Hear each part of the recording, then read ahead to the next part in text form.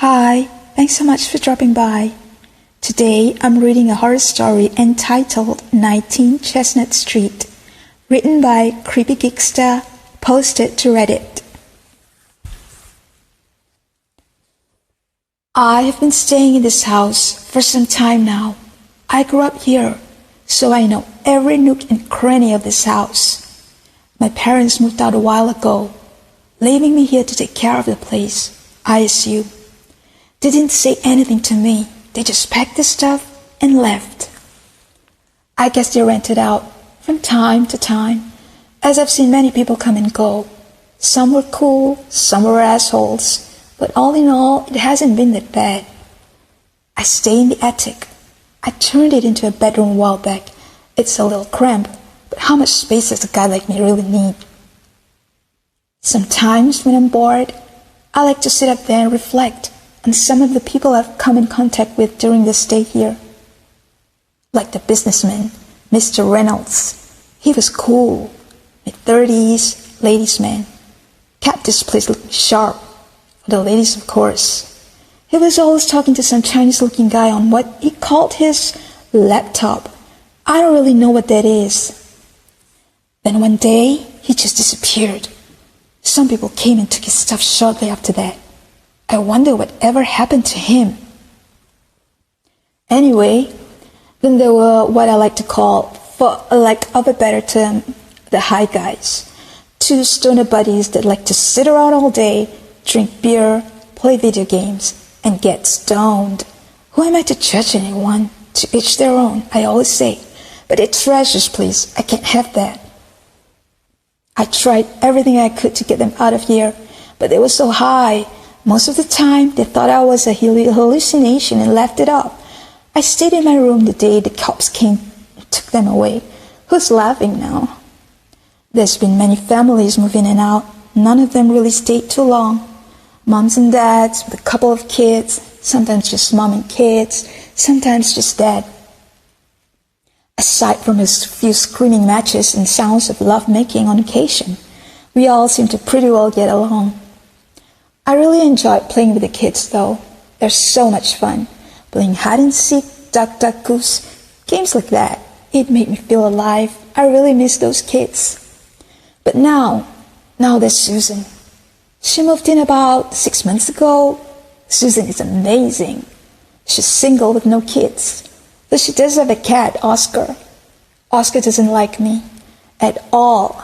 Every time I come into the room, he stands up, curls his back and hisses at me like he's ready to attack. I don't want any trouble, so I just leave Oscar alone. Susan goes to work early every morning and doesn't return till late at night, sometimes after dark. I don't really know what she does for a living, but I'm sure I'll find out eventually. She spends most of her days off just watching Hallmark movies and eating lots of ice cream. I don't understand why, but as pretty as she is, she can do whatever she likes. Susan is 5 foot 4 inches tall, late 20s, maybe early 30s, with beautiful long brown hair, with amazing green eyes and a voice like an angel. It doesn't hurt that she's chunky in all the right places either. No disrespect to any of you ladies reading this. Susan may be the most beautiful woman I've ever seen in a long time, but her housekeeping skills leave a lot to be desired. It's not that she's a slob or anything, it's just that she doesn't clean up after herself very well. So, on occasion, while she's at work, just to help out, I will pick up the cups and dishes from around the house and put them in the sink. Pick up her clothes. I don't know what kind of perfume she uses, but damn does it smell good. Anyway, I will put her clothes on the hamper, sweep the floor, turn the lights out, things like that. Nothing really major, just the basics. It always makes me happy to see the smile on her face when she comes home and sees the house straightened up. She just stands there smiling and she always says, "Thank you." Anything for you, Susan, anything. I'm so taken by Susan that sometimes at night, I like to go stand at her bedroom door and just watch her sleep. She looks so peaceful. I would like nothing more than to lay beside her with my arms around her waist and just hold her. Maybe someday. I know it's only been a while, but I think I'm falling in love with her. I want to tell her how I feel. I want to show her. I think I'll do it tonight when she gets home. What's that? Some kind of folder on the table. HPRC, Hamilton Paranormal Research Center, case file number 137. Paranormal? I've never seen this before. She must have left it behind before she left for work. I'll just take a peek. Hey, that's a picture of Susan. What does it say underneath? Lead investigator. Wow, sounds important. Here's a letter. I can barely read the writing. I hereby give my permission to any member of the HPRC to live in my residence for the sole purpose of obtaining evidence of paranormal activity within and assist in the removal of said activity? I can't read the signature, but that's that word again. There's more. A newspaper clipping from 1974. What does it say? Yesterday, the only son, Michael, aged 17, of respected banker William Bernard and his wife Emily, was found dead in an apparent accidental fall from the attic door to the hallway below. The cause of death was a broken neck. The incident occurred in their home located at 19 Chestnut Street. Wait, Michael Bernard?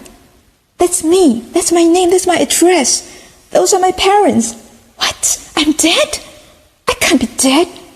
I can feel, I can see, I can touch. I remember the fall. I remember getting up. I remember my mom coming up the stairs crying because I fell. Wait, she wasn't looking at me. She was looking at the dead me on the floor. I remember now. The two men in suits coming over and taking my body away. All my relatives coming over a few days later, dressed in black, crying, talking about I was too young to go. Go where? I didn't understand it then. I didn't go anywhere. I understand now. I'm a ghost. That explains everything. Why Mr. Reynolds never answered me when I talked to him? He couldn't see me. He couldn't hear me. Why the stoners thought I was a hallucination? Because in their altered state of mind, they could not see me. They just thought they were imagining it. Why the parents of the children would always ask their kids, who are you talking to? They scream at me to leave the kids alone. They couldn't see me either. Why her cat hates me. Why my parents just up and left one day. I thought they left the house. Come to think of it, I haven't seen them in years. And why Susan was always smiling when I cleaned up. It wasn't because I did it. She was looking for evidence of my existence. She wants to get rid of me. I don't want to leave. I like it here. This is my house. I'm not leaving without a fight. She wants evidence. I'll give her evidence. I really loved her. I helped her. I even tolerated her damn cat. Well, screw all that.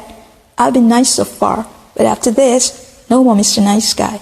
She should be home soon. I'll wait right here. So when she comes through the door, game on. Thank you so much for listening. I'll read the second part soon. Bye.